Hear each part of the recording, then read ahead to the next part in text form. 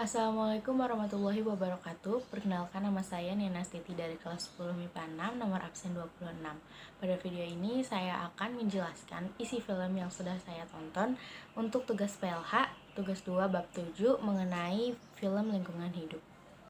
Film yang saya pilih dan saya tonton berjudul 2067. Sebelum saya menceritakan isi cerita dari film tersebut, saya akan menampilkan beberapa cuplikan dari film tersebut.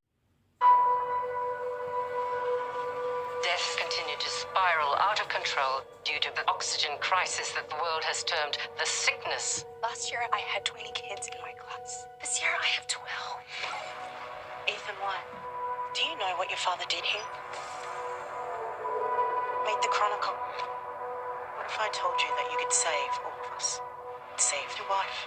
We received a message from the future. The future? This is a time machine? The people who sent the message must have found a cure. Do you really believe I'm gonna save the world? Your old man believes it. You may be humanity's only chance to find the cure. 10, 9, 8, 7, 6, 5, 4, 3, 2, 1.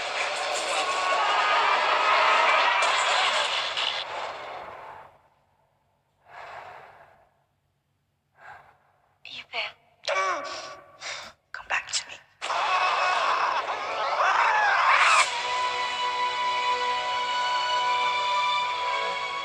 Whoever sent the message, we need to find them.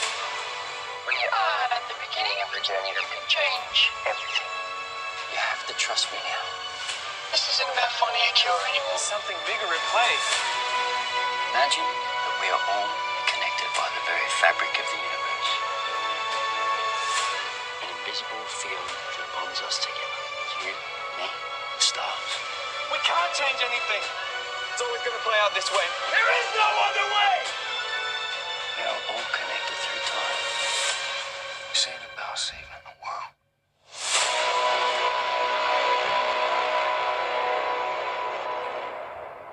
Baik, isi dari cerita ini adalah film ini bercerita tentang kehidupan umat manusia di masa depan yang mengalami kerusakan lingkungan.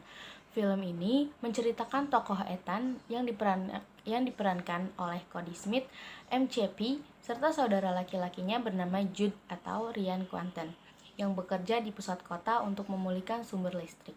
Seperti judulnya, film ini bercerita dengan latar tahun 2067, di mana bumi telah dirusak oleh perubahan iklim dan umat manusia terpaksa hidup dengan oksigen buatan.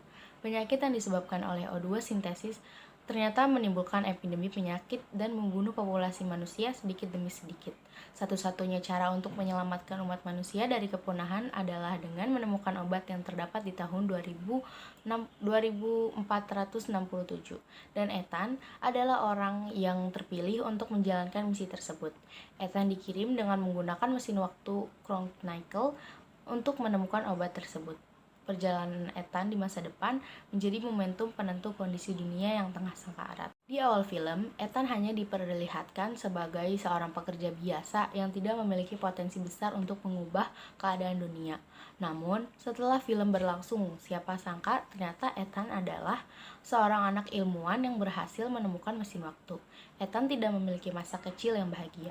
Sejak kecil, Ethan tidak pernah merasakan ada hubungan spesial antara ia dengan ayahnya.